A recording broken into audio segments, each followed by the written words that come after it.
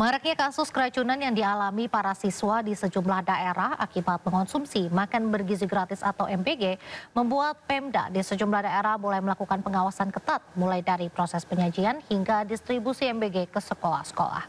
Hal ini demi menjamin zero accident kasus keracunan siswa.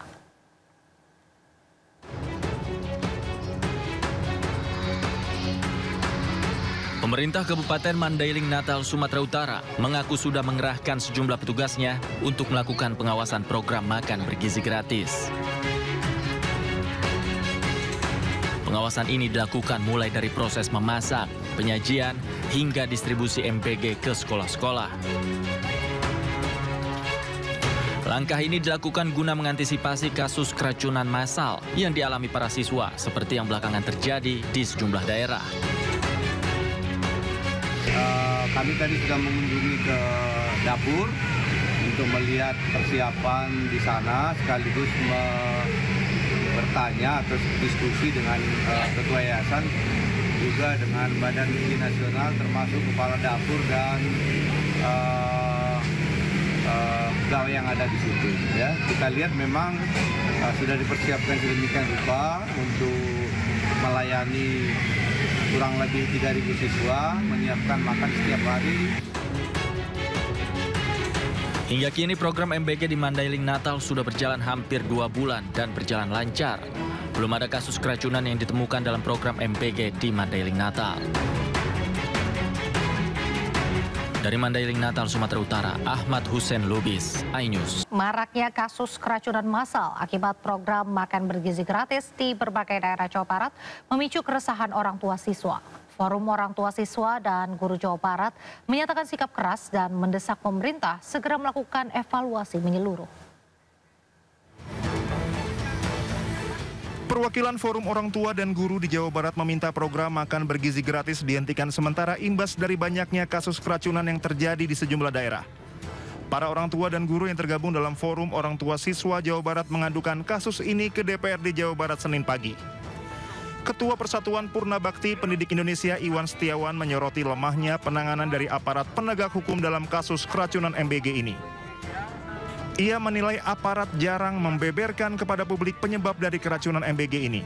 Yang pertama, kita menuntut pemerintah untuk segera mengusut oknum-oknum yang terlibat dalam MBG yang menyebabkan terjadinya keracunan di seluruh Jawa Barat. Kami protes keras kepada para ahli gizi, oknum-oknum SPPG yang mengharuskan para guru untuk mencicipi makanan sebelum dimakan oleh siswa. Kami mohon yang namanya makan bergizi gratis itu diprioritaskan untuk siswa miskin. Karena orang-orang yang mampu itu sudah cukup. Lebih dari cukup.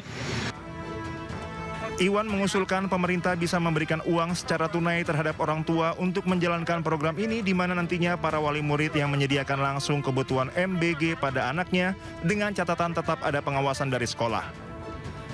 Dari Bandung, Jawa Barat, Ervan David, iNews melaporkan. Ambil langkah tegas untuk menghentikan maraknya keracunan pelajar akibat makanan bergizi gratis.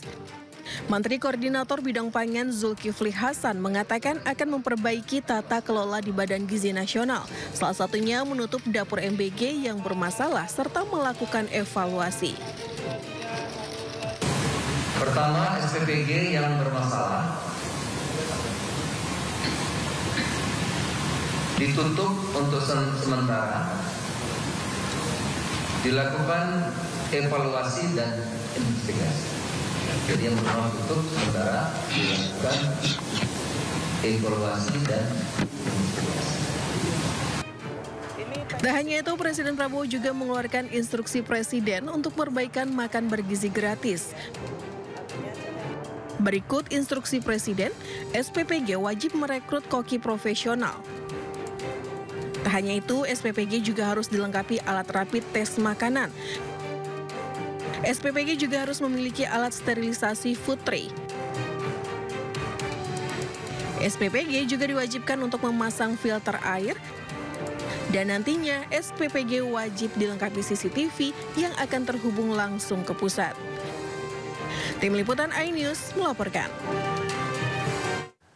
Meski sedang marak kasus keracunan, namun program makan bergizi gratis juga turut berkontribusi pada geliat ekonomi di daerah. Selain menerapkan standar higienis yang ketat, salah satu dapur makan bergizi gratis di Surabaya, Jawa Timur juga menyerap puluhan tenaga kerja warga sekitar.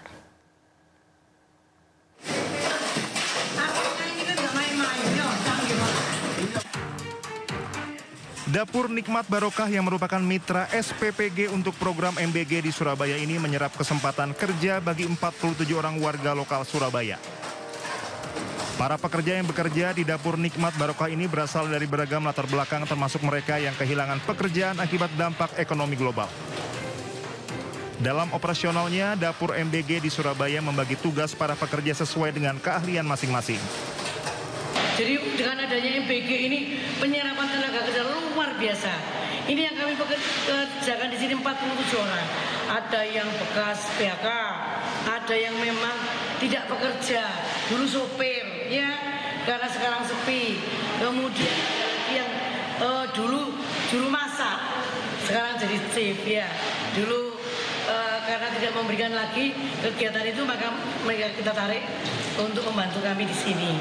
Cukup luar biasa, dan honor mereka, ini namanya relawan. Honor mereka itu baguslah, ya. Bahkan pemerintah sekarang memberikan peluang 6 hari kerja, Senin, Selasa, Rabu, Kamis, Jumat, dan Sabtu, 6 hari. Ya. Mereka liburnya Minggu. Saya sebenarnya belum ada dapur ini ya.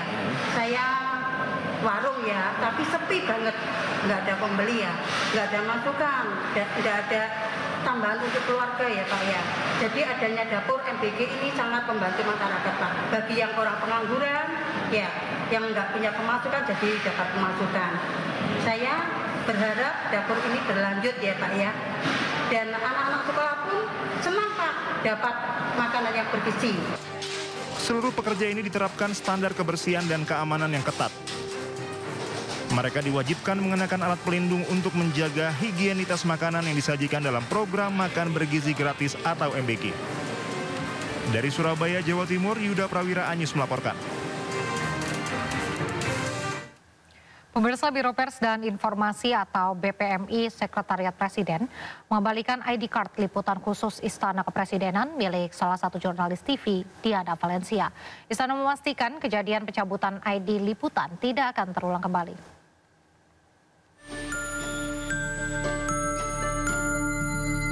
Usai viral di media sosial soal pencabutan ID card jurnalis Istana, Istana Kepresidenan mengembalikan kartu identitas peliputan khusus Istana atas nama Diana Valencia.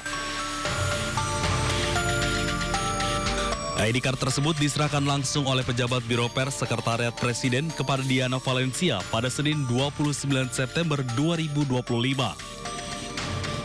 Menurut Deputi Bidang Protokol Pers dan Media Sekretariat Presiden, ID yang ditarik BPMI bukan ID profesional, melainkan ID khusus untuk akses liputan di Istana. BPMI Sekretariat Presiden juga menyampaikan permintaan maaf dan memastikan kejadian serupa tidak akan terulang kembali dan tetap menjunjung tinggi azas keterbukaan serta menjamin kebebasan pers sesuai dengan Undang-Undang Pers Nomor 40 Tahun 1999. Biro Pers dan Media tidak mengambil ID profesional Mbak Diana sebagai jurnalis. Kita tidak mempunyai kewenangan itu, tapi yang diambil oleh teman-teman itu adalah ID khusus Istana. Namun demikian, ID khusus Istana itu pun sekarang akan dikembalikan kepada yang bersangkutan. Disaksikan juga oleh pemimpin redaksinya, Bu Titin, dan langsung kami serahkan ID-nya Mbak Diana, dengan Bu Titin. Pak Prabowo ada instruksi apa untuk PGN Pak?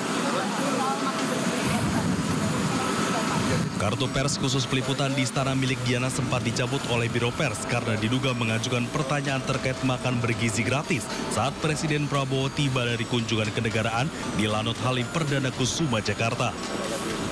Dari Jakarta, Tim Liputan iNews melaporkan.